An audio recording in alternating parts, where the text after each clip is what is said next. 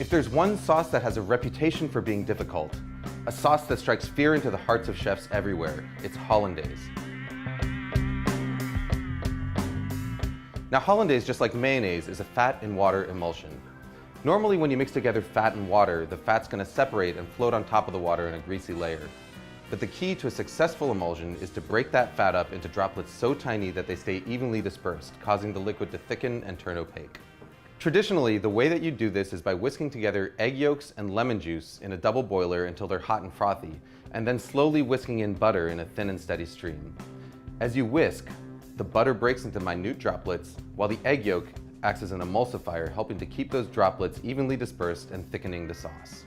What you get is a creamy, smooth sauce with a rich texture and mild flavor that's perfect for vegetables, fish, and eggs. But there's a lot of ways it can go wrong.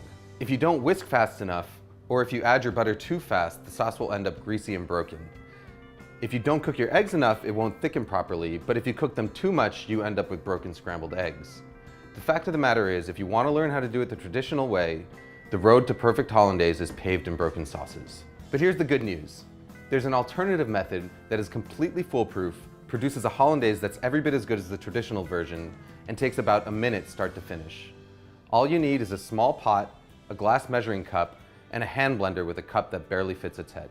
We start by combining an egg yolk, a teaspoon of water, a teaspoon of lemon juice, and a pinch of salt in the bottom of a blender cup. Next, we melt a stick of butter on the stovetop until it's completely hot and bubbling. It should register about 220 degrees Fahrenheit with an instant read thermometer. Pour that butter into a glass measuring cup. Now all we've got to do is stick the hand blender into the cup, start it running, and then slowly drizzle in our butter. As the hot butter hits the eggs, they start to cook.